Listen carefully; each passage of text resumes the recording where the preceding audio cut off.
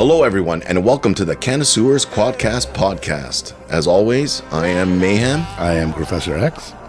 Here we are back at the Quadcast Studios for episode 6. Nice to be back. Absolutely. And today's show is sponsored by King's Court Comedy, presenting the funny, foul, and flagrant comedy show at the Dankforth Canna-Lounge, Saturday, February 11th.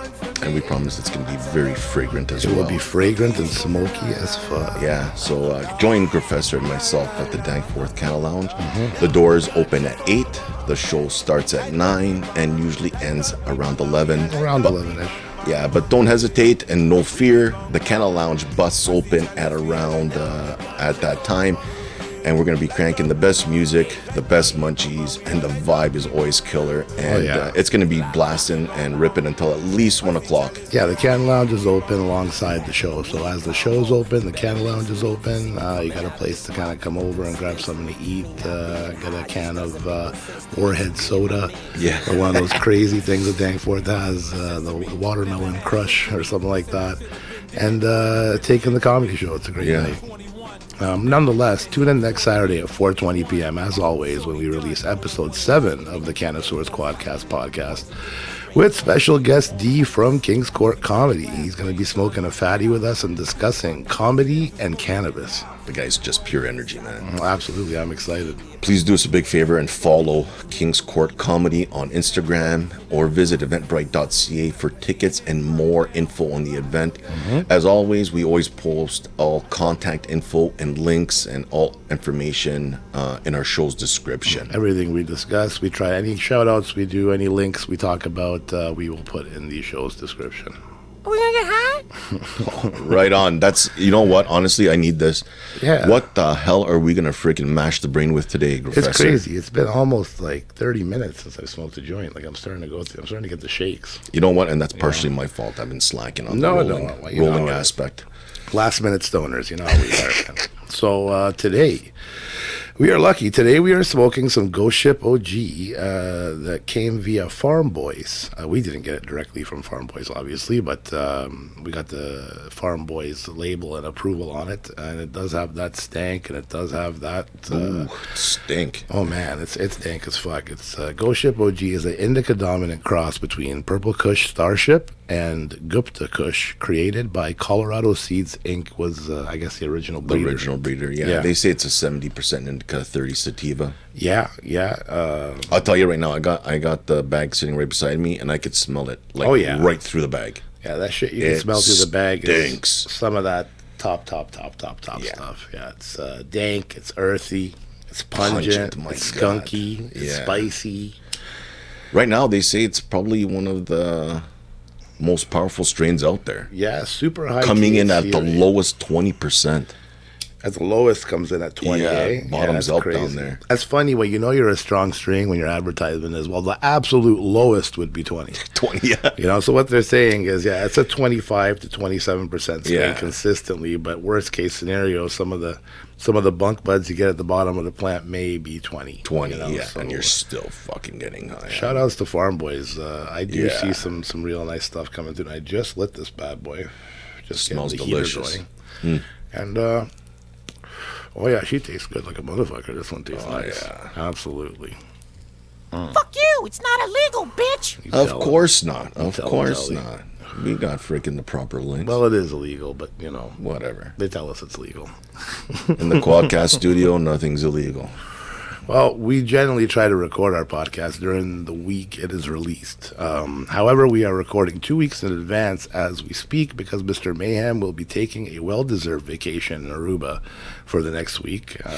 Thank you. With that being said, we haven't been to any events as of yet since our last podcast.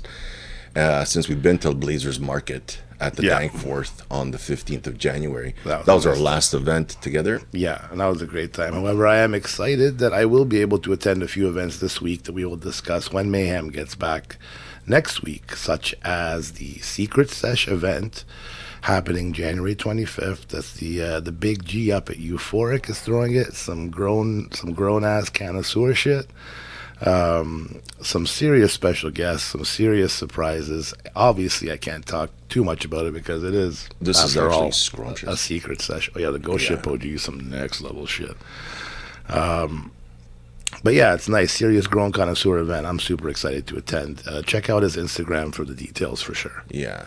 If you're tuning in right at 4:20 on quadcast.ca, Apple Music, or Spotify for episode 6, I might actually be joining Grofessor at the Dankforth for another Blazers Market All-Stars vendor event going down from 6 till 11. But that's all up to my airline and their stupidity. Yeah.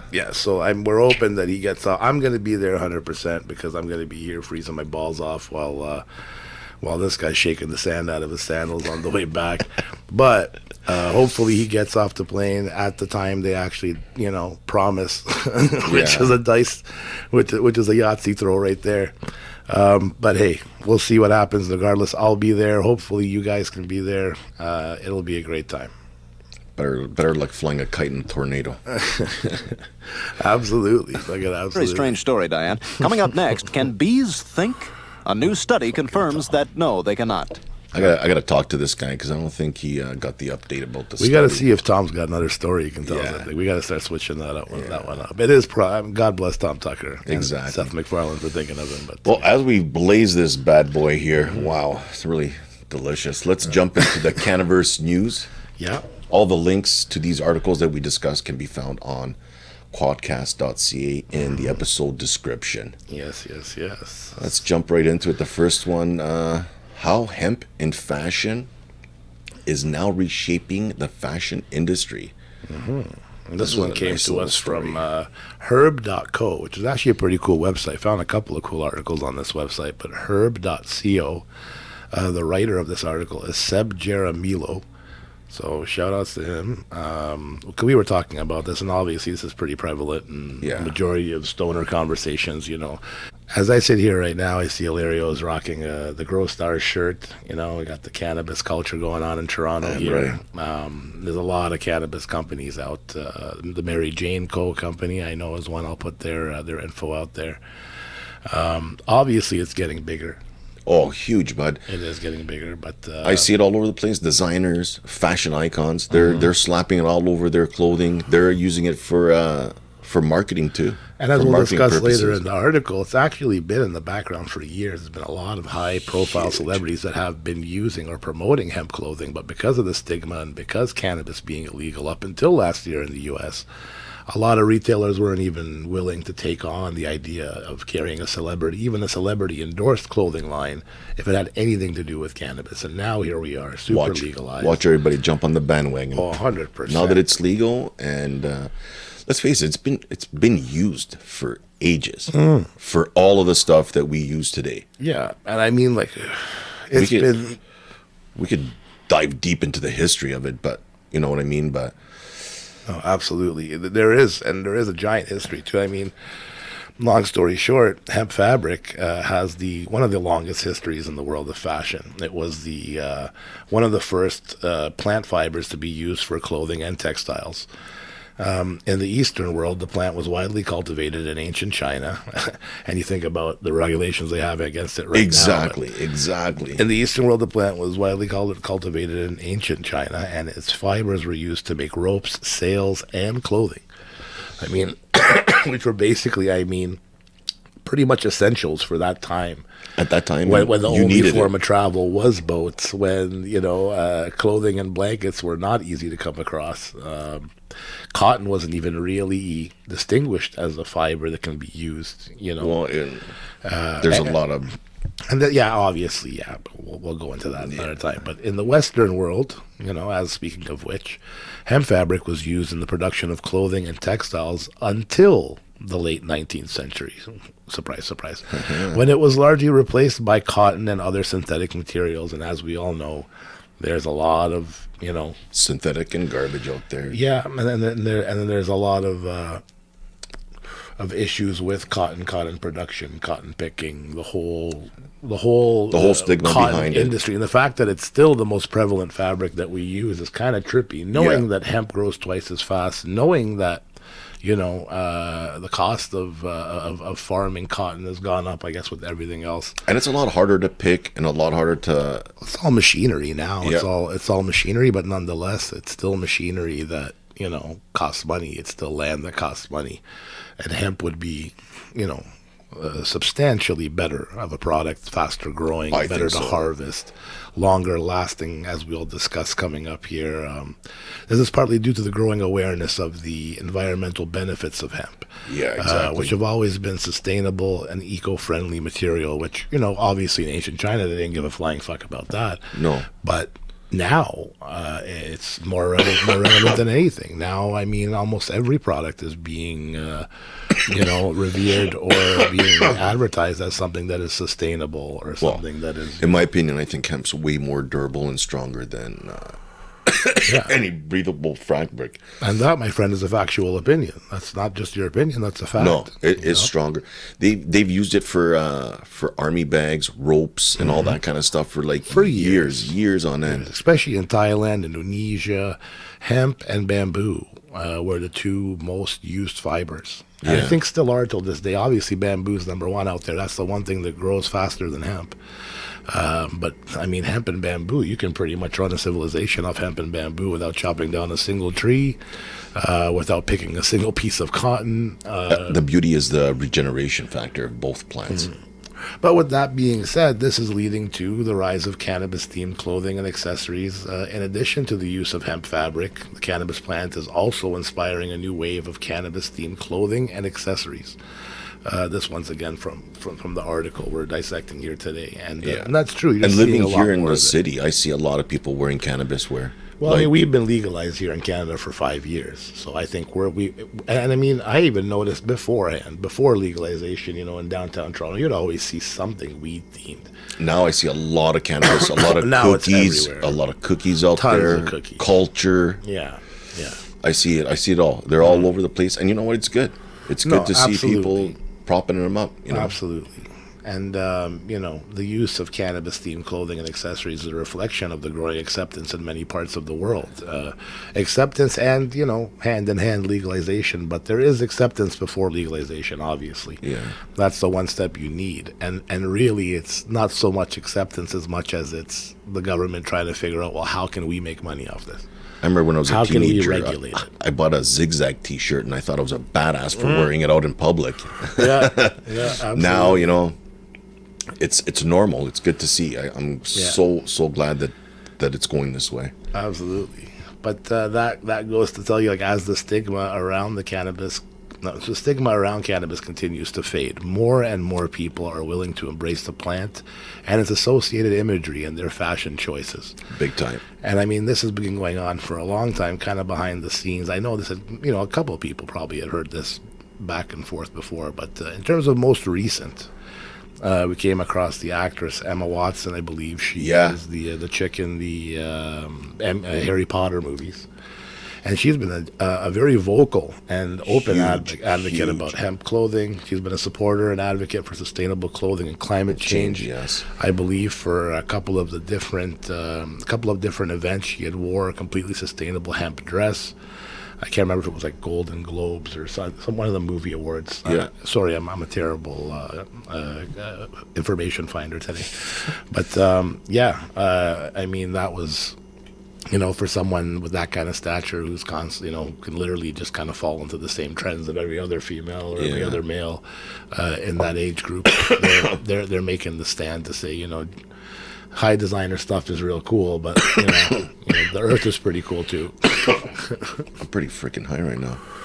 Speaking of being pretty high, you know who else had a hemp clothing line? Willie Nelson. And this freaked me out because this guy popped his clothing line in the 80s. That's what I mean.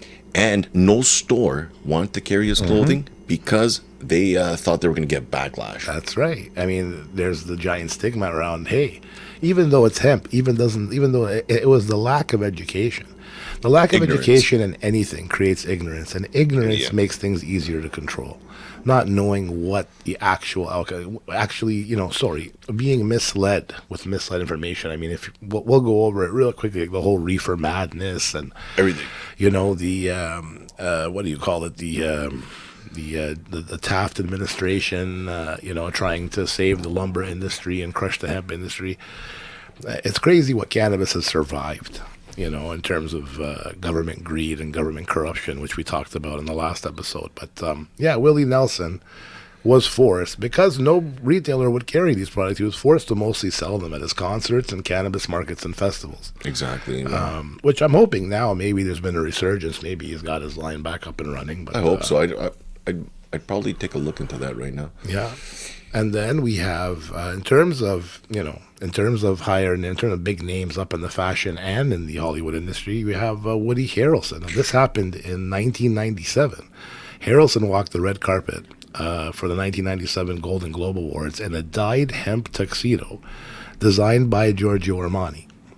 It wasn't Giorgio Armani himself. That's right. And I looked it up, and it wasn't the first. Giorgio Armani has actually designed a bunch of custom hemp clothing suits, dyed hemp clothing suits for multiple guests, for multiple Hollywood actors. We just don't hear about it. No, because or it's not put in the public eye. Well, right? the media doesn't classify that as substantial news, not something that's newsworthy. So that's why we kind of did the podcast in the first place. We were hoping to hit up these kind of things. But long story short, in comparison hemp to your traditional clothing, this fact is weird. Only 1% of the clothes in the world are recycled, while the rest are wasted due to poor durability. Hemp is far more durable than any other fabric and does not wear out or shrink like cotton. However, what's the number one fucking fiber we're using to make clothing till this day? It's cotton. Cotton and plastic, basically, right now. That goes to show you the forefront of Canadian research on making our lives better with cannabis. But at least there's movement forward. There is, and that's because of the black and legacy market. That's because they're of the pushing black it. And legacy market who are actually giving consumers products that are worth their money, their time, and their effort.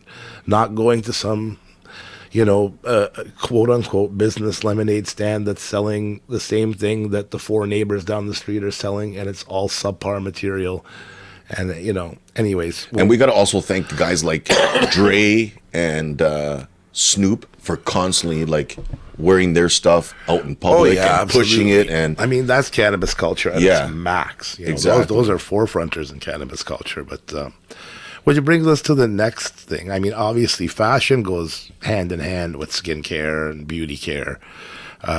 And we've obviously seen that for a long time. We've been dealing with companies like Mantra Medicinals that are out here in the city for the last, I think, 5 years, doing pure CBD isolate beauty and medicated salves and products, lotions and bath bombs. And I'll be honest, coming from an old school household, my parents are very old school, and to them, cannabis is a drug. Any way you chop it, yeah. But I gave them some of Mantra Med's designer Dank's salve.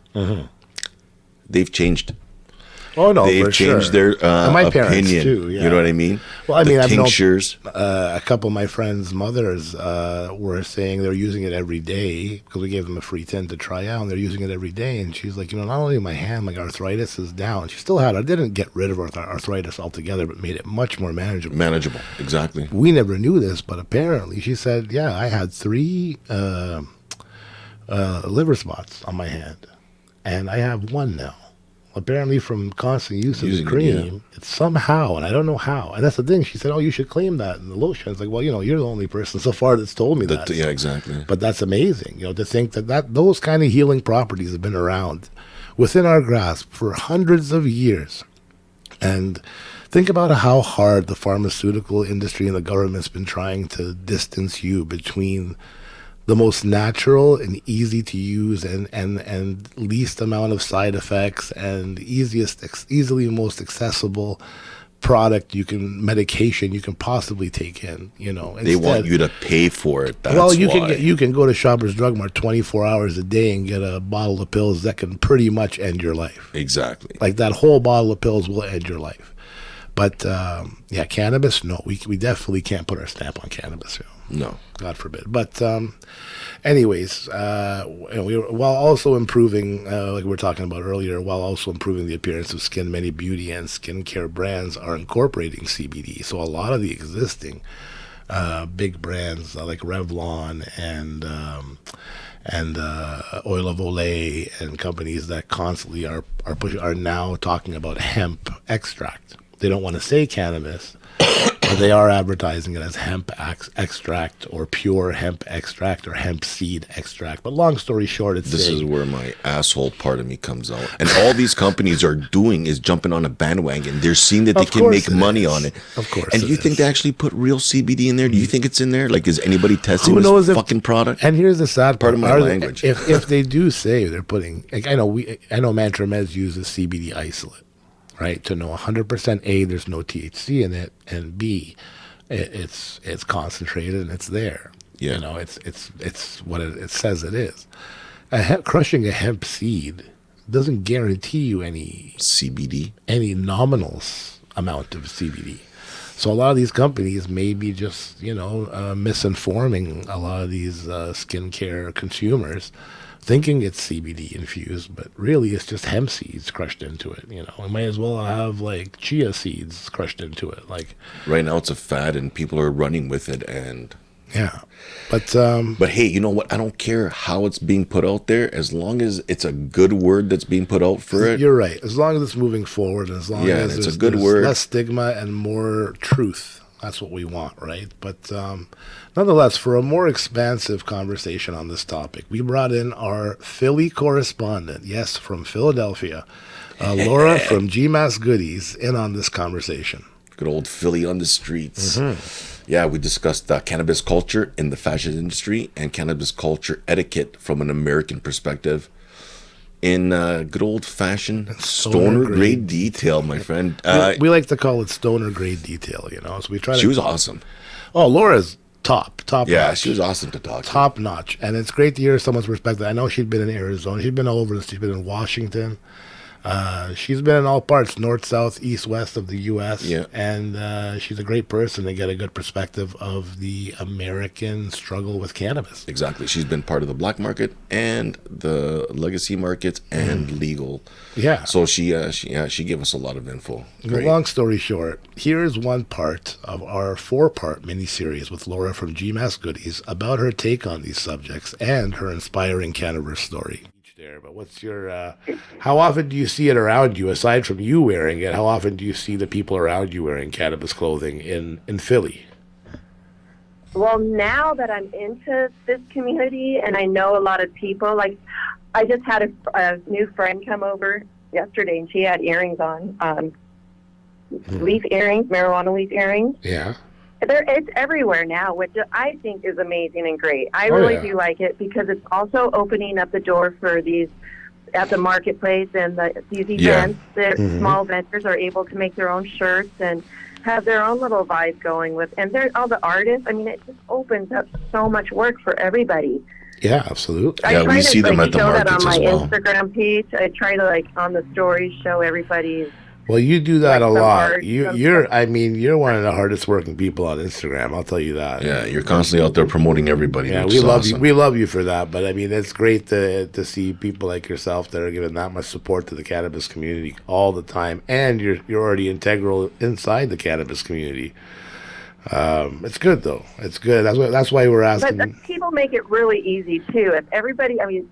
It's just being in like a chat room like that, and they just give you the information. You just take 2 seconds, throw it up, boom. You just get them a great credit. I mean, yeah, that's it. I mean, and even for us, sometimes just being an Instagram live for like an hour, sometimes you run into and meet people you would never talk to. Yeah, you would have never done if you. Yeah, and it turns out you guys are like the second Instagram live I did. The first one was just for like a free game. I did because they were like, we need somebody to help out. We need one more player. And so I got on and I was like, I can't hear you. And they're like, he rattled off all these numbers. And I was like, okay, I'm really good at math, but you just like fried my brain. Oh my God. And then you guys are the first long one I've ever done. Oh yeah. Oh, it was great to have you. We feel touched. Yeah, it was awesome. We're definitely. We honestly we hold you in high regard. So we're really happy you were able to get on the phone with us today too. Oh my gosh, that's so sweet. Absolutely. So I had just worked. I was just sweaty and everything too. So, but I didn't want to miss you guys again because you guys go while I'm like working out in the morning. So I was like, okay, I'm just gonna do it real quick. You're awesome. Oh well. Okay, so I now have to do things like that. Otherwise, I chicken out and I don't do things. oh, we're glad. We're glad that you put us on your first long podcast list. Yeah, that's touching for us. Yeah. You guys, you're my first live, and you're also my first podcast thing. Well, look at that, eh? Well, Firsties. Look at you guys go. Yeah. No. First, and it's gonna be a first of many for you. We're gonna take you on as our Philly correspondent. Yeah. You're gonna be telling us the Philly news on the street. What's the news about cannabis in the U.S. and and the I like liberties, that, Philly on the street. liberty in the city. And it would be cool if you could let us know if you're going to any events anytime soon, and maybe we could do a live call while you're at an event. That would be pretty cool too. Yeah. And give us Yeah, the, we just had the rundown recently, and that would have been cool. Yeah, that would have. I live out in Ben Salem now, which is pretty out of the city. I used to be in Center City, which was really cool because I could just sit on a stoop, and that's where I was able to talk to people after like COVID opened up again. Yeah. I had a block party, and I had everybody come over and smoke some weed, and they're all like, "We can't do that." And then the other ones are like, "Where? Come over here." Listen, when there's a will, there's a way. There's always when the community is strong. I mean, even for us, all during COVID, everything was locked down constantly. But the only real community that was doing anything was the cannabis community. Yeah. I mean, we were already, ducking legalities to do the market in the first place. What are we going to deal with now? The COVID police? We might as well, right? So there was still markets, and there was still lots of things. But that was the only thing going on. There was obviously every bar was closed. Every mall was closed. There was nothing. It was... It was creepy, silent. We left our houses like ninjas. Yeah. And we were like, "Don't look at us." Yeah, pretty much. Pretty much. We were And that is totally not the kind of person that I am. I was totally out of character, and that is what brought me into the psilocybin. Yeah.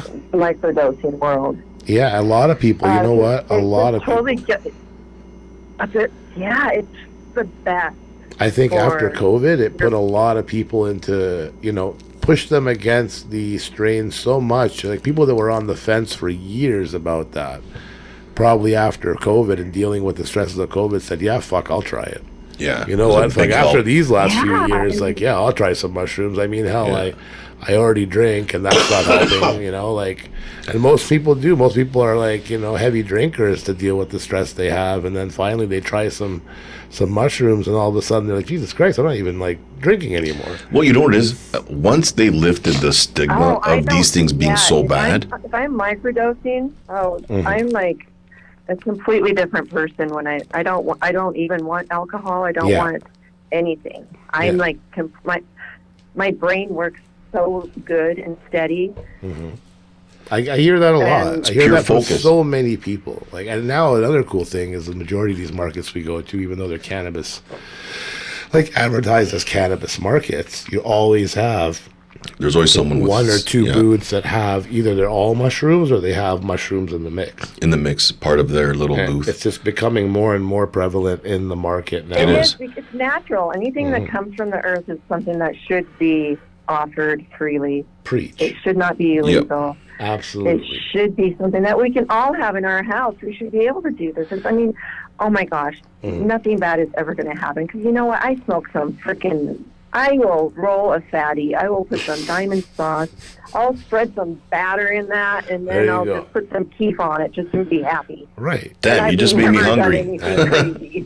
Well, look, at the end of the day, till the absolute worst possible reaction from doing too much cannabis is sleep, A long nap. Or the munchies. And at the most, you'll have a little bit of a cannabis headache in the morning. Which, if you just freaking light up again, you're. I've never had the the cannabis headache. I've gotten like real dehydrated from smoking. Yeah, I've never had dehydration. like I've heard about Dry that. mouth. I get migraines, and For I real? used to get migraines, I should say, but I haven't had a blinding migraine, since I've been smoking Cannabis. Yeah. Oh, Amen. see? And I've had EKGs done. I've had, because my pupils will dilate differently because there's so much trauma going on in my head. Mm-hmm. And I have not had that since I've been smoking marijuana. No, I mean, I'd be like in a silent room, and the bath water would be so loud that I'd be, even crying would hurt so bad. Jeez and peas. But nope, but not anymore, because I smoke weed. But cannabis to the fucking rescue again. right That's there. what we love to hear. Cannabis So, 911. So what's your favorite piece of hemp clothing that you own? What's your favorite personal piece? My hat. I'd have to say my hat or my GMAS Goody logo shirt that I wear. Okay. The Oh, hat. I also do have some really, really cool Bob Marley sweats that I got in New Jersey on the shore. Those are Nice. always popular. And I love those. They're super comfy too, yeah. So how long But have my you? favorite is my hat. My Your uncle hat's gave it number to me. one. He got it on Route 66. It's my marijuana, neon green marijuana hat. Neon green with a big weed leaf on it. Yeah, That's my some uncle gangster got shit. it for me on Route 66. Route He was really 66. excited that marijuana was legal. He was driving from Chicago to visit me. Look at that. It's like a little. It's got the And, story to it. He's all legal, and he drove all the way from Chicago to Arizona just so he could smoke weed legal. That's gangster shit. Right? That's awesome. Hey, listen. He was a postman for hired, and as soon as he retired, he brought me his big, huge birds. Oh my gosh! Oh my goodness! Those big, huge macaws. These damn birds walk down the hallway and knock on my door and go, Laura, Laura, Whoa. every freaking morning. That's some next level shit. That's like being high all the time. And yeah, and he bought the hats because he'd never seen cannabis clothing or anything like that before. And then all of a And sudden, so I just love the story about him. He's so cute. Everything about it just makes me happy. That's why, I mean, the hat's probably ugly as hell, but I don't care. I just love the story about it's it. not about. Listen, the question wasn't whether it looks good or not. The question is, what was your favorite one? favorite, You answered exactly. it. You answered it the right way. And that's what it comes down to. What would you say your favorite cannabis event or festival of 2022 was, and why? Oh my gosh, I wish I could tell you one, but I thrive through Instagram, and Yeah. Lady Big on Instagram, I follow her. She actually is like my goddess queen. Oh, yeah? I found like pretty much everybody through her, and she just has like, her vibe is just the whole vibe that I have. I just feel comfort every time I'm like watching her at an event or anything. I mean, I watched a lot of events and stuff before I got into this, and so I picked and chose who I wanted to Right. like, really follow. Good. And because I like artists, I like people that are, free spirited. I'm not really artisty, but I do have a lot of respect for people that have that ability. Right. So I found her, and that's all of her events that she does. And also, I miss Arizona. And she's in Arizona. And so. Can you repeat her name again? Huh? Can you repeat her name again? What's her Instagram? You said. Oh, it's Lady Zig. She's Lady Ziggy. She actually does like does rolling papers. Oh. Okay, so yeah, maybe she we'll has, like, post her in the name on them. description. They're like Ziggy rollers. We'll post her Yeah. name in the description for sure. Have to check her Yeah, out. pull her out in my. Make sure I'm saving her name right too, because I never even pay attention to people's names Oh, I fuck on up there. I all the just go time. by. Yeah. I fuck up all the time. Yeah, and they have crazy names too. Yeah, some people, like, come on. literally, it's like a Most people sentence. don't even know mine. That's why I put Laura on there. Yeah, I And mean, I like, started my second page because I got canceled on my first one. They took it away from me for 30 days. that's whack. They did that Do you know for why? I was going insane. I was like, I'm going to make another account. Somebody flagged my account. That's how it yeah. always happens. That's what happened to us too. It's happened to us several times with It was Designer right Day. after an event, and it just made me so sad. But I just kept going because, Of course, you have you to. just can't let people hurt you. Absolutely, because that's what they want. I'm so high right now. I have no idea what's going on. That sounds a lot better. Well, like thanks to Laura again. That was a good way to close off that little conversation about fashion culture and industry. We will be discussing it in a little bit more detail with Kelly from Kelly's Green Lounge in a bit. But we're going to jump on to both. Yeah, shout outs to both, to Kelly and to Laura. First, we're going to go to, we're going to go to Cannabis Culture Refined with Cannabis Etiquette explained by Lizzie Post. This was a cute little book. Yeah, this article came to us from Vox.com / The Highlight from writer Luke Winky. We'll put all the links and everything as usual in the show's description. But tell us about the book, Mr. Mayem. Yeah, she basically wrote a book called Higher Etiquette. It's a little guide to the world of cannabis, from dispensaries to dinner parties. I read through it. Yeah. It was a good book. But you know what? I guess at our age, it's kind of like already... Well, I don't think forefront anybody knowledge. But it was cute to read. Yeah. And honestly, for people that aren't into cannabis or anything Maybe like that, if you're trying to learn about it, yeah. Maybe It even if is- you're a parent trying to learn about cannabis Yes. and your kids using cannabis, maybe this is it. Kind of gives you like some It's slang a novelty terms, book. It's you a great know. book. Look, long story short, great book to have on the coffee table. 100%. Great conversation starter. Exactly, yeah. There's a lot of varying points in this book that are, that are a matter of opinion more than they are fact. Yeah, And but it's a great book. She's 36, and she considers herself, in her words, a classic stoner. So this book was like forefront for her. She's the great granddaughter of Emily Post, the legendary etiquette expert responsible for sculpting the transactional courtesies of the entire generation of Americans. So, like, apparently she was like one of the forefront etiquette educators, obviously 2 or 3 centuries From ago. everything from like how to Well, back greet then, someone and back then the everything. etiquette was a Dinner. little more sexist, but Yeah. it was hardcore sexist back then. But nonetheless, a 36-year-old Lizzie Post considers herself, in her words, a classic stoner. Yeah. Quote unquote, classic stoner.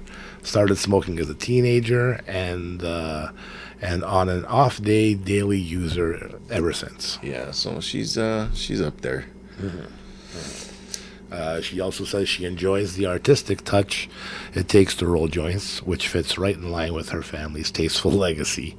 For you curious amateurs, the book does serve as a life raft for the next time you're not sure what to do when a joint makes its way around the party. And then for aficionados such as us, it gives us a little guidance on how to comfortably introduce people to the plant and to the cannabis. Absolutely. Absolutely. We've all had someone that's never smoked pot before that's and been around. we definitely never encourage someone to be pressured into it. No. Anything, even any kind of mind-altering / mood-altering thing, you never want to pressure someone into. That's just counterproductive. If someone doesn't want to be around, I mean, obviously they're going to make their way away from the situation. But there are some people that just like to chill in the circle and not smoke. Exactly. And you can't single them out and make them feel like shit because they're not smoking. Well, once we dive into the book itself, that comes up. Yeah, and we're going to go over, like, mannerisms aside, it's impossible to read an etiquette book dedicated to cannabis culture as anything other than an argument for the culture's dignity. Once again, this is a quote from the article. And it's true. It comes down to, I think there's a big mix between tradition, how you were raised, where you were raised, like we discussed with Laura from GMAS. Exactly, Goodies. yeah. You know, the American perspective is not so different than the Canadians, but there are a few different small things. And I say Canadians, meanwhile, You've had a couple of runs. Toronto, with Mississauga, I mean, like cities that are 20 kilometers away from each other have completely different, you know, in terms of rollers' rights and pass to the left or right. That's right. Who gets the lead. You have a good story about that with one of your buddies. Doesn't matter who rolls it. Even if they don't smoke, they have to light it. Yeah, no matter what, the roller's right. He was so determined that no matter what, even if it was his girlfriend who was rolling it for us, who she doesn't smoke, she would still be responsible for lighting it. Because she rolled it, the tradition was, and this guy would never break tradition, was he'd insist that roller's rights. Whoever rolled it, lit it. There's no conversation, there's no negotiation, no nothing, which wasn't a problem most of the time. But it was just interesting to see that he would literally like force someone who doesn't smoke weed to like light it because they rolled it. So they were begging to roll it. He told them from the beginning, though. He'd tell them, hey, if you got to roll it, that means you got to light it. They'd be like, oh, no, I don't smoke weed. Be like, well, then you it's up can't to roll you. it. Yeah. You can't roll it if you don't light it. Exactly. Oh, okay, and that's fair. And most people, they want to roll it so bad they'll light it. They're not going to inhale or anything, which is funny, but whatever. But we're not going to dive into the whole book, obviously. No, but, because we discussed it in detail with Kelly and with Reverend Kelly and with. But we did hit up chapter 5 and rip to that sucker a little bit. Let's burn through what we know. Yeah, let's burn through what we know. This is the basics of any session. The basics of any session. This comes from an excerpt of pages 73 to 85 in chapter 5 called "Etiquette for Sessions." So it breaks down social cues like checking for comfort, asking if it's okay to light up indoors with others, asking the host/guest if they would prefer you smoked outside. Once again, that's a given. That's a common sense. Nobody is going to light up if you don't. If I don't see the host, like I said, we'll go through this one quickly. If we don't see the host lighting up, I'm not even asking. No, I'm not even asking. I'm only going to ask if I see the host light a joint. Be like, hey man, do you mind if I roll one? Or do you mind if I throw in on it? That's the only time I'm going to ask. But that's fair, obviously. What about offering a person, Mayem? Only once. That's what supposedly only once. Which is fair. You don't want to be too persistent, especially if they're a beginner or they've never smoked before. Yeah. Offer a person cannabis once. If they ask more than once, obviously it's pretty annoying. And tell them that it's still available if they change their mind. But don't offer them more than once. And I think I get it. You know, if you want it later. That's a universal rule. Yeah. Yeah. Then there's also. How do you feel about this one? Watch the smoke. Yeah, watch the smoke is obviously a kind of a no-brainer too. You're not going to blow smoke directly in the face of whoever you're smoking with. You are going to try to make an effort not to like blow smoke in the most inconvenient area. Exactly. I think that's just basic human instinct for the most part. Unless you're too fucking high and someone's going to tell you, "Hey man, you're blowing smoke in my face. Point that way." I know that's happened. I know it wasn't intentional, but. Yeah, if you get like the perma lock. Yeah. So watch the smoke's a big one, and then we just dabbed on this one quickly. A super popular one, it's first hit. Who gets the first hit? Who gets the first hit of the bowl, the joint, the vape, and like we said, rollers' rights. Is rollers' rights included in that? Who gets the first hit is one of the most highly discussed, I'd say, etiquettes in cannabis culture in general. But the chapter goes on to discuss things like mixing and matching. Who's throwing in? The host/guest? Are you guys rolling a bunch of small joints of each strain? Or are you mixing your strain with other strains that other people brought for a big joint? What's your thoughts on this? I don't know. This is a debate. Listen, at the end of the day, sometimes I do like mixing and matching when I'm alone. Yeah. But if I'm in a group of people and I'm trying different types of weeds that other people have brought in, I'd rather try them separately on their own. Yeah, me too. Well, I guess the more connoisseur smoker would want to try, like if I brought like some super fire to the party and I'm rolling it up and all of a sudden somebody comes, and he's got like a nugget of like some straight bunk. He's like, "Oh, can I throw in on that?" I try to politely say, maybe on the next one. I'll say this. I'll say, "Hey man, you're more than welcome to smoke it with me. But why don't you hold that for now? We'll roll up a next one later." That's a good one. I try to make it because it's true. I just want to smoke what I brought to the party, and I want you to smoke what I brought to the party. And look, we'll smoke your stuff later. But there's a lot of people, once again, don't give a fuck. Like, yeah, man, also, everyone, the party vibe is everybody throws in a nugget and you make the quote unquote salad. Well, don't get me wrong. If I show up and the guy's rolling a bunch of weeds, I'm not gonna decline and say no. No, but of course not. If I had a choice in the matter, I'd rather divvy it up and try each strain, especially if it's, like I said, it's something that, hey, you grew this. Oh wow, 100%. You know what? I want to try that on its own. I don't want to smoke it with something that I know. Yeah. And then you have the two. We'll just go through these two quickly because they're the most basic ones. Rotation etiquette. In a circle for joints, and what I learned, because I'm not a dabber, in a line for dabs. Yeah. We talked about that with Laura from GMAS Goodies, because she's an avid dabber. And she said, yeah, you set it up so from what we hear, well, I'll let her describe it to you anyway. But it's pretty interesting. It's pretty interesting, the dab etiquette. The dab etiquette quickly formed, and it is just as polite as regular cannabis etiquette. Everyone gets in a circle. Everybody gets a turn. Gives each other their space, and you just pass it around. Nobody holds on to it too long. It's amazing how you fire up a joint and the circle just forms automatically, man. Yeah. But then there's declining, how to politely turn down a joint. Similar to what we discussed earlier about trying to say, hey, man, thanks, not right now. Yeah, I'm good. I appreciate it, which kind of falls in line with as well. Don't be persistent. Don't be constantly asking someone if they say they're not interested. Whatever the reason is, let it go. This I haven't experienced in a long, long time. Yeah. The gross part of it, like the germs. Well, it's because we're not 16 anymore. It's not a normal and thing. slobber all over the stuff. But she calls this point, which I agree, quote unquote, so gross. Germs, picking who to smoke with, and spit/slobber on the joint, or we used to call it juicing the joint back in the day. And that is pretty gross. There's some people that don't have... Well, baptizing it is one thing. Baptizing also is something that people aren't down with now, obviously, ever since COVID and everything else. There's some guys that lick a blunt to the point that they might as well marry it. You know what I mean? Like, like they're licking down that blunt as if it's never seen a piece of moisture in its life. And you're thinking, fuck, I'm still going to smoke it because whatever. But Jesus Christ, man. Good old Carl. You didn't need that much. Fuck. Shout out to Bluntwoods for solving that problem with cigar glue. Yes, I'm liking that. Because for any, obviously you're not doing that for like ones you're selling out in public, so that's a good solution. But yeah, the so gross thing, I agree. I'm not down with it. I mean, obviously I understand people have to lick the tab. I understand you might not have baptized just like the first quarter inch of the joint. But like to actually slobber it down, I don't think too many people are down with that, especially after the recent, ridiculous advancement in the flu season epidemic. Redonkulous for real. And then breaking things when you're breaking someone's bong, you have to apologize. Not just apologize, but you have to be the first one to start cleaning that it. Shit up. First one to start cleaning it, and then talk about, okay, how do I replace it? If you broke it, you can't just say, "Oh, I'll take care of it. Don't worry about it." You're gonna be the first one on your hands and knees, picking up that broken glass, getting rid of it, apologizing profusely while you're doing it, trying to get the smell of fucking bong water out of hopefully not carpet or an area rug, because that's the worst fucking thing when you get bong water in that shit. Trust me, replacing the bong is the last thing. Cleaning up all that mess. That's the worst. But that's a given. Yeah. And How about this last hit? Yeah. When it's time to stop offering and puff out. 3/4 of the way, they say. What do you think about 3/4 of the way? I think it's kind of like it's feasible, but it's not realistic.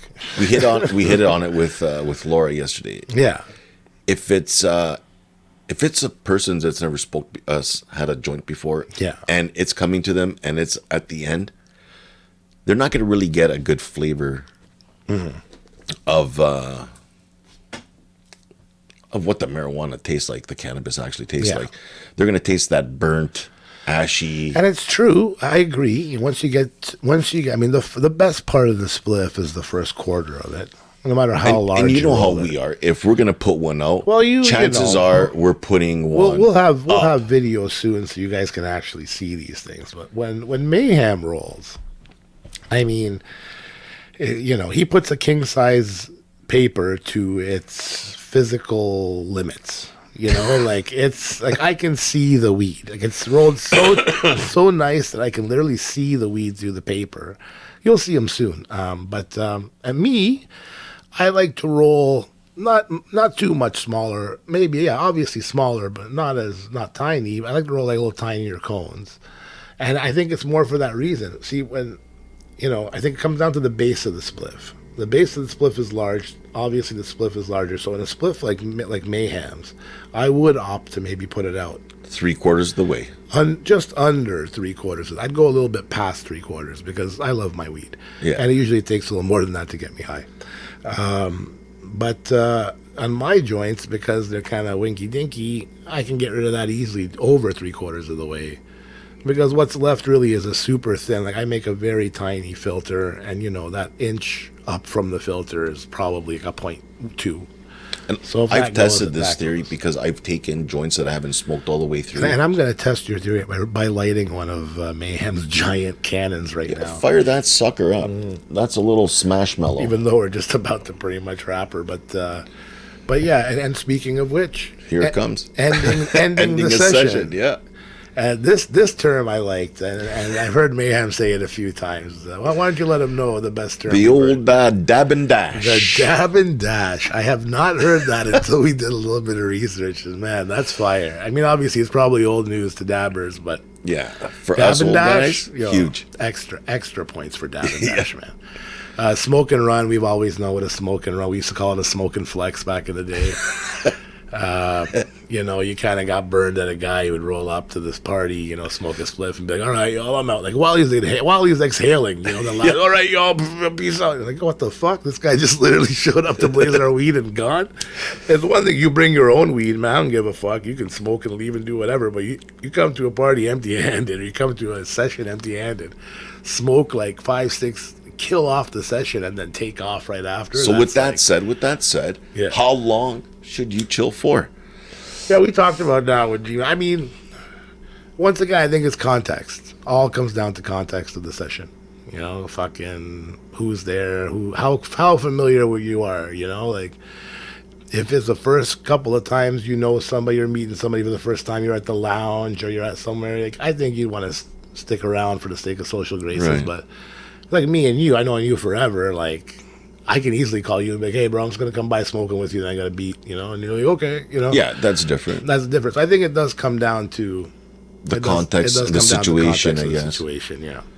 But speaking of which, what we're going to do here, before we end this guy off, is let's go to a quick excerpt of our conversation with Reverend Kelly of Kelly's Green Lounge, KGLTV Network, and Spiritual Sundays. Yeah, she had a lot to say about cannabis etiquette and the cannabis in the fashion industry as well. Yes. Out there in Oro Medonte. Yeah, Orodon, yeah. She's Yeah. up north, about an hour out of the city. Definitely an OG in the cannabis industry. Look her up on her website. She's been there, done that. Super dedicated advocate of the healing and unifying powers of cannabis in general. That's why we were shouting her out in the last few episodes.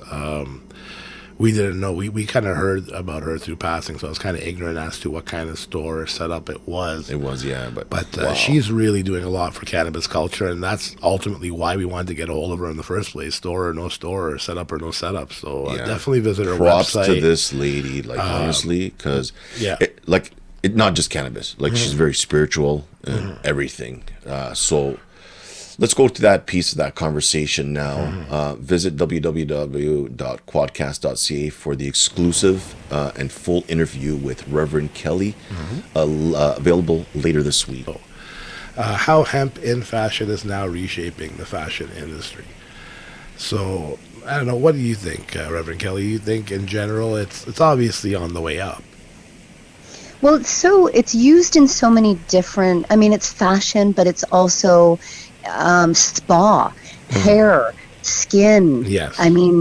It's all over when you cross that over. It's a multi-billion-dollar industry when it comes right down to that, especially in the United States. Yes. And the fact that it's such durable, it used to be when you had hemp clothing 20 years ago, it wasn't the most comfortable. It was a little bit scratchy. Yes. But now they've figured out a way to long make it softer and so beautiful. So it's something I think we'll see coming up forward in a lot more fashion. I think the destigmatization with the quote unquote delegalization or the legalization of cannabis, I think that's also probably removing a lot of the stigma. As earlier in the podcast, me and Mayem were talking about how Willie Nelson in the '80s, Willie Nelson and his wife in the '80s created a hemp clothing brand. And they had it pumping. And this is like, at one of the peaks of Willie Nelson's popularity. So he had just assumed, hey, man, second it says Willie Nelson, and it's something that can show it's fully sustainable. Like he was trying to introduce hemp as a mainstream clothing line.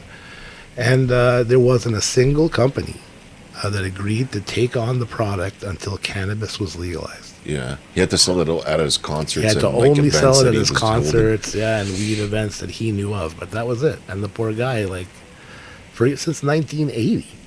Can you imagine if the company had bought into it back then? How rich they'd be now? Oh, exactly. Fools. That's Absolute a problem. Fools, man. Absolutely. And now Bunch of sheep. There's a bunch of people walking around with circa 1980 Willie Nelson hats, because those things, never fell apart. They didn't shrink. No. They didn't solid. They didn't wither. They didn't friggin' scale up or nothing. They were just like the guy that branded him. Yeah, man, Willie Nelson, man, that guy's a human pickle. That guy going nowhere. That guy is going nowhere. He's like 98%. Love that guy. Weed keeps you alive forever. Look at Tommy Chong. Yeah, we talked about that on the podcast. Yeah, you can't tell me cannabis is dangerous until Tommy Chong and Willie Nelson kick the bucket. Then you can tell. If these guys are still alive after everything they've done, and they haven't done just cannabis. But the majority of their intake is cannabis, and I personally feel that's what's keeping them alive. 100%. I watched a lot of shows on Tubi, and CBD Nation was one of them, and the marijuana plant brought this girl's facial bone structure back. It made her bone grow back in her mouth. So. Yeah, I remember we were talking about that. It freaked me out to see it, crazy. And this lady was giving her kid CBD in Delaware, which was illegal, and they made a law called Riley's Law because of this little girl. Yeah. Yeah, it's insane. Even with that all being said, we're still arguing about whether or not we can sell cannabis in the market freely. A plant that grows out of the ground, we have to be very, very weary of who we tell, where it's going to be, what's going to, it's sad. And a lot of vendors too, because they make the investment of worrying that, we got to bring all this stuff, and what if the cops come, or what, Steady. It's unbelievable. Meanwhile, you can sell, like I said, you can buy a bottle of Advil that'll kill you. Like literally a bottle, if you eat an entire bottle of Advil, that'll be your last headache. The smallest bottle. You know what I mean? But cannabis, worst case scenario, you're going to take a nap. We got to send the squad out. Yeah. That's too crazy. You're in trouble. Yeah, that's it. You guys are thinking too much on your own. We can't have that. We can't have you guys having your own opinion. You can't be conscious. Go back to sleep. None of this opinions. We were talking about that movie, They Live, and started showing it to a friend of mine the other day. It's an old cheesy Roddy Piper movie. But check that movie out if you can. It's literally in the 1980s, and it's basically what's happening now. Roddy Piper, in long story short, puts on glasses, and he sees people in regular society that are like some kind of alien ruling class, and where it says, billboards and stuff like that for beer commercials, he puts the glasses on, and it says obey, consume. Yeah, pretty much. Pretty much. Love that. Somebody needs to remake that. Oh, for sure. For real. For sure. And and this was based on a book written in 1964. So in 1964, somebody already had the heads up that we're going to be here. Look how many social media platforms shun marijuana or cannabis. Yeah, we were talking about that. Twitter, TikTok. You can't even type cannabis. No. You can't type marijuana or cannabis. But you can find every beer store, every liquor store. Oh yeah, absolutely. And you can also find very scantily clad teenagers. Oh, yes. Worse. Yeah. You know what? I'll say worse than that even.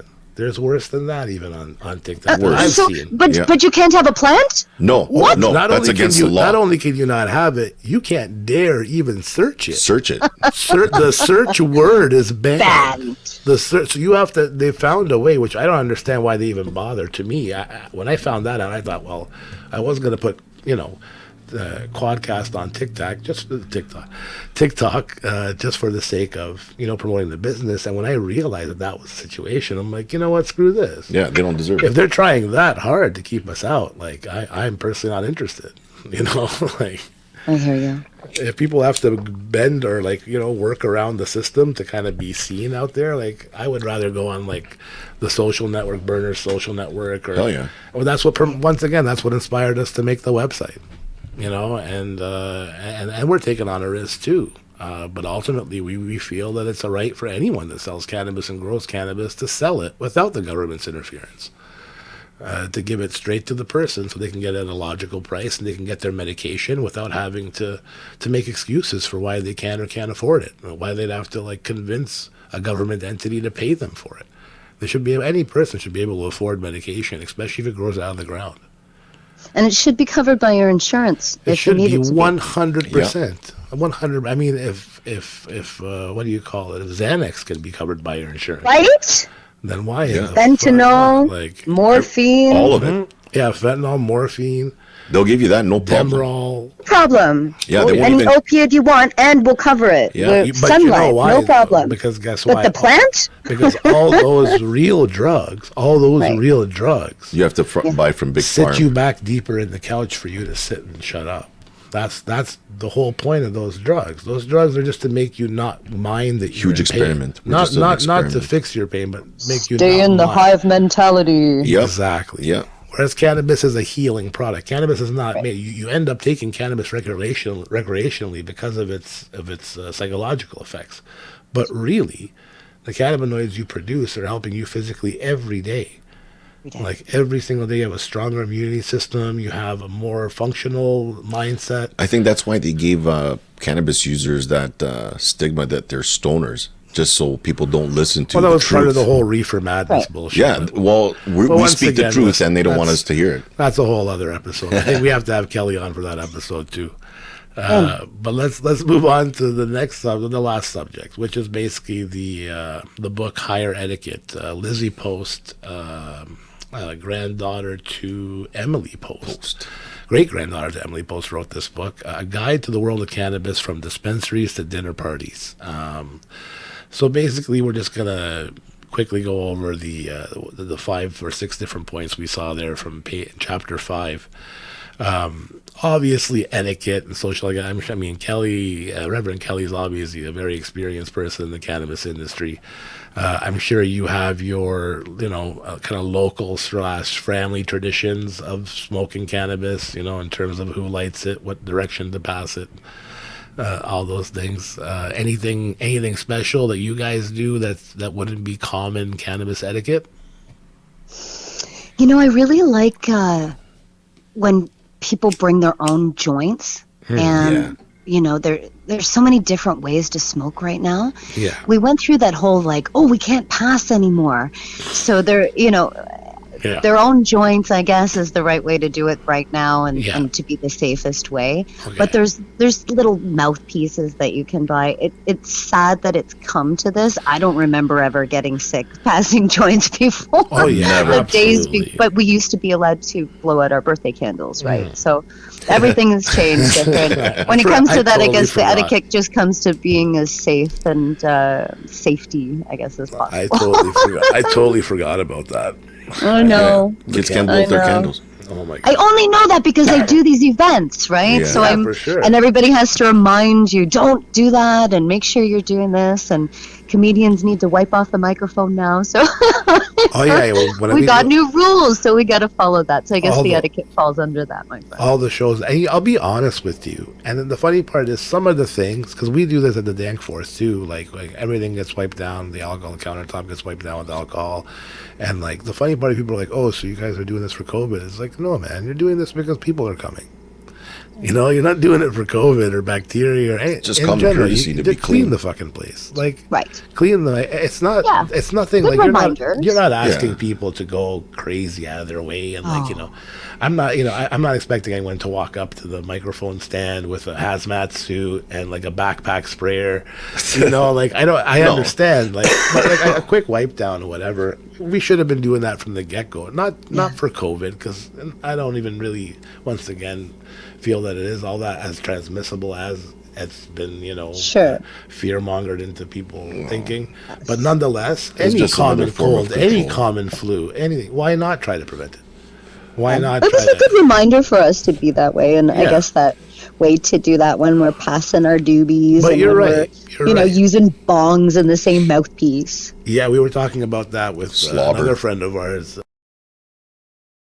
Yeah, to I think that's tell nice. her students. Yeah, I think it's a nice little guide. Someone that's getting into it, or people I getting do into that. it. I coach through that. I we actually figured. talk people through that on how to, and parents. I teach parents how to talk to their kids about cannabis. I've developed a course called How to Talk to Your Kids About Cannabis, which is essential.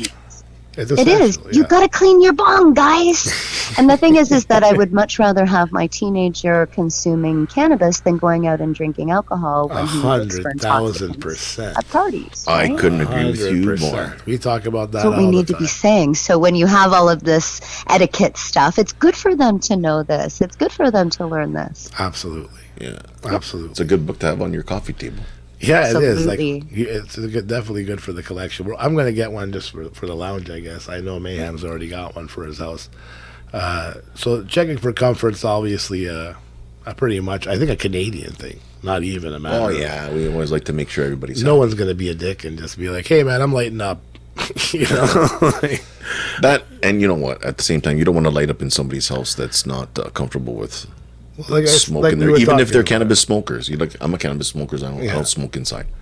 So, Reverend Kelly, do you smoke indoors? Preferably. Right, okay, obviously. But so when I host events, we have specific rules. We allow for consumption space and make sure that it's heated in some capacity. Right. But we never allow tobacco or nicotine consumption. Oh no, that goes without saying. I don't think I've ever. I don't think I've been to That's one like market where the lounges that we go to. Yeah, even in the East Cannabis End, allowed the one in Hamilton with Two Dope Moms, Yep. Tallgrass, all of them. No mixing. Even though you were inside the barn there in Tallgrass, you weren't allowed to smoke cigarettes. That's why I'm a cigarette smoker personally. I'll admit it. Personally, I smoke cigarettes, but I have no problem leaving the premises to smoke a cigarette. I love walking into that barn and all I smelled was weed. I don't want to smell cigarettes. Cannabis. That's all I smell. What I'm there I don't for. want to smell tobacco. I don't want to smell that stinky stuff. It's really important. And when the lounge was open, we only allowed cannabis smoking inside when we did yoga toke. And that was because we had everybody's permission, and we would lock the door so it wasn't public access, and we would just consume on our mat. And that's how it should be. Yeah, that's right. I know at the lounge here on the east side we do that. I know that even at Planet Paradise there on the west side of Toronto, they're also strictly a cannabis only lounge. Yeah. I remember hearing one person saying, "Well, I don't get it. Might as well light a cigarette if I'm having this." I'm like, "Well, no, but that's not why we're here. Totally different. That's right. It's we're here for the cannabis community. I'm a smoker, and I have no problem walking out and freezing my balls off having a cigarette. That's my choice. Yep. I'm not going to subject someone else to having to smell what I'm pumping out. So." But cannabis, everybody's smoking cannabis, and everybody loves the smell of cannabis. They're at a cannabis lounge. Yeah, I mean, that's the whole point of going to a cannabis lounge. You're not going to go to a lounge and be like, Not a tobacco I hate lounge. the smell of weed. No. It's the wrong place to be. But, and then it goes on to talking about offering a person cannabis lunch, which it's an obvious one. Yeah. You're not going to be too pressure. persistent. Watch the smoke, in what direction you're blowing the smoke and so forth. Reverend Kelly, what about first hits? What's the tradition with first hits? How does it work in the Reverend Kelly setup? Oh, when we're who gets rights? Who gets rights for the first hits? Like during a session. Yeah, the owner of the weed, the roller of the weed, the host of the president. Always my husband. Your husband. He always gets the first one because sweet. he is my king, and he is just always the first one. God bless. And he also is the one that rolls. I don't roll, so. So it's rollers' rights. I love how that one got snuck in at the end. Right. Well, he's my king. I do it because he's my, and also the fact that he rolled the thing. So I might as well let him take. Well, that's a good hit. That's a good combination of amazing reasons. That's a lucky husband right there. That's good. That's good. We believe in. I've always. When I was a kid. When I was a kid, it was always like rollers' rights. That's what I always used to say. Whoever rolled it, no matter who put the weed in, no matter who bought it, no matter where we were, for what reason, whoever rolled the joint, lit it. That was just like in stone. And then when I got to, I went to college for the first year, and it was like I was out in Peterborough, and it was a whole different flex. It was Like whoever weed it. Well, you can roll it, but it's my weed, so I'm lighting it. I'm lighting. Okay, So totally there's different. a whole different, which I respected as well. But it's funny, you know, from not even an hour from Toronto, here you are with a whole different cannabis culture, and this is back in the well illegal days. Illegal days, yeah. well before quote unquote legalization. But yeah, I mean, also the chapter goes on to discuss mixing and matching, you know, throwing it. I'm like, We want to thank Kelly, Reverend Kelly, for joining us and giving her input on our topic today. that was an awesome conversation. Yeah, very Thank her for that. knowledgeable. She's been around for ages. God And we're bless. super looking forward to that Wednesday night sesh. We're going to talk about that in just a bit. But Yeah. KGLTV network, check it out, man. A lot of cool stuff. Comedians on Wednesday nights talking about cannabis culture, comedy. They got these super cool old school commercials they put up. Oh my God, hilarious. From like Maytag and all this shit. Like super classic, man. Yeah, they're funny guys. Funny guys. But anyways, let's... Fuck you! It's not illegal, bitch! You're right. And guess what? Neither are these events coming up that we're going to be talking about. And you can find them all on quadcast.ca's events Website. blog. The events blog. Yeah, that's right.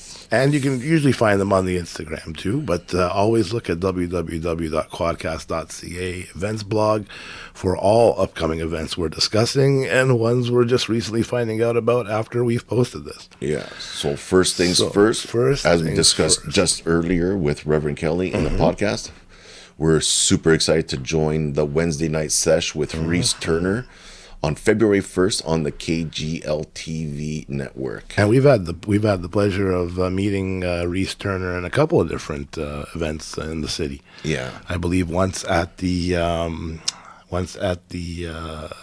Tall Grass Festival.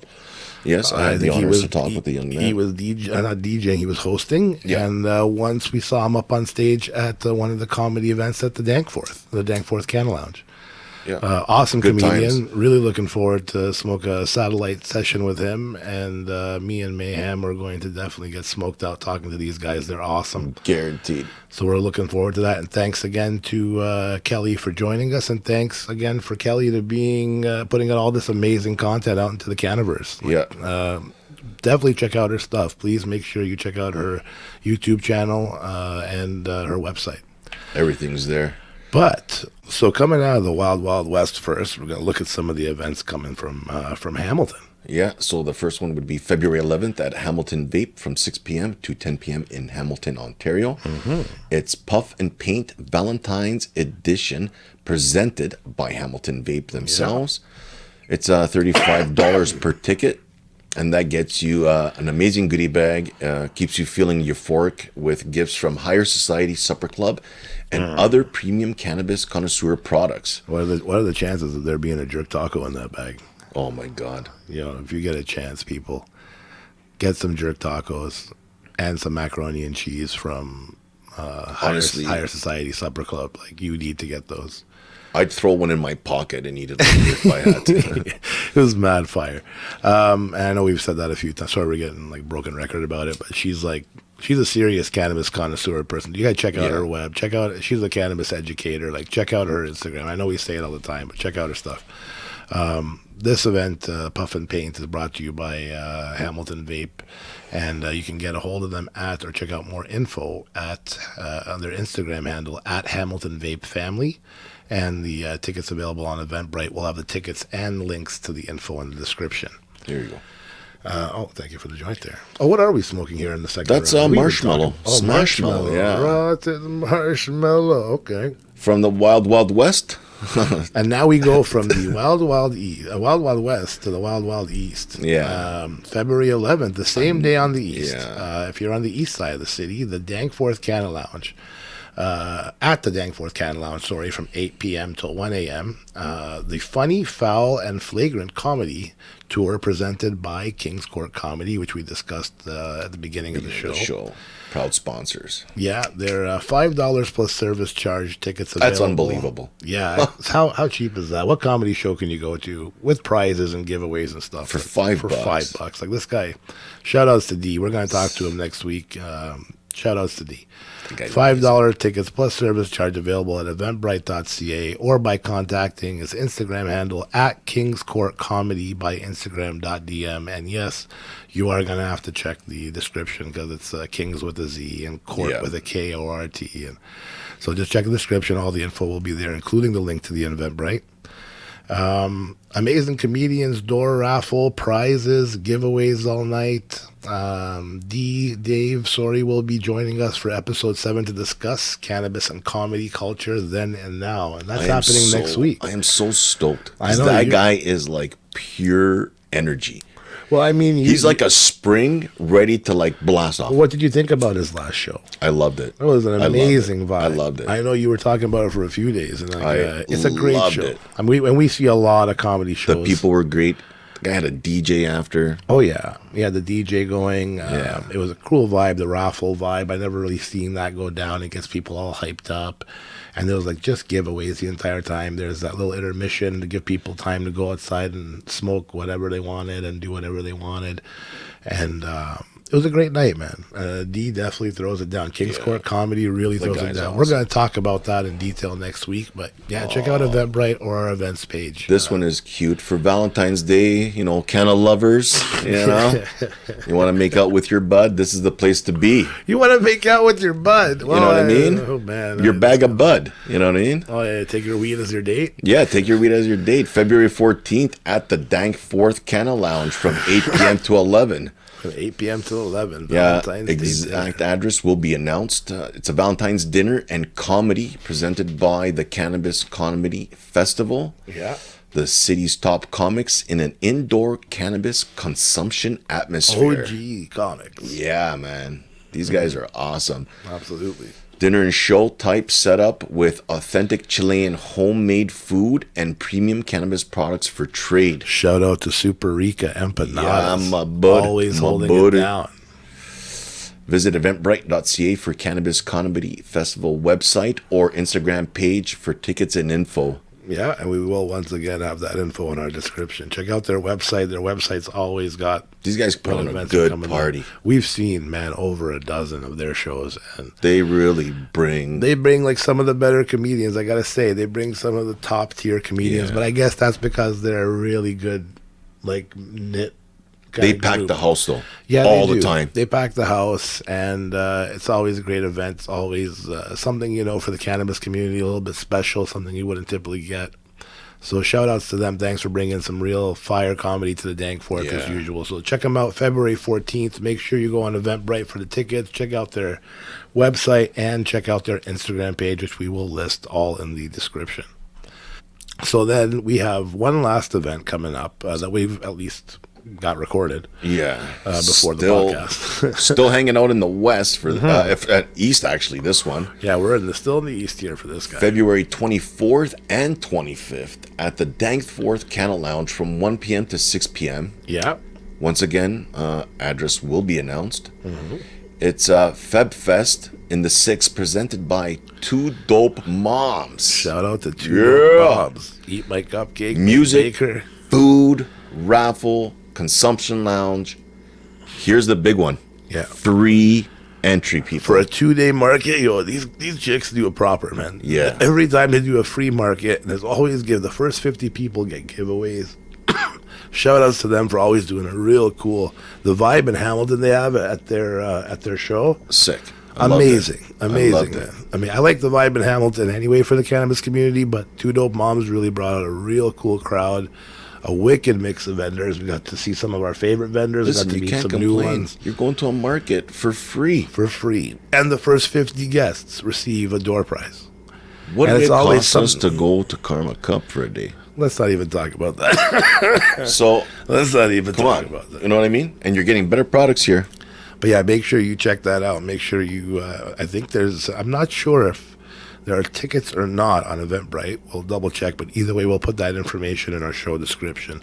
Follow 2 Dope Moms. It's 2.dope.moms on Instagram. And we'll put up their info, their contact info, and the flyer, all on quadcast.ca probably by the end of the day. So make sure you keep your eye out for all those events coming up in Ontario. And once again, if you know of any events, cannabis culture events in Ontario or in Canada that we're missing in your area where you live, let us know and we'll try to post it. We don't charge for it. We literally do this just for the sake of we were trying to uplift the cannabis legacy cannabis bring community. the community together. Yeah, man, make it a strong, make a cannabis community for the people by the people.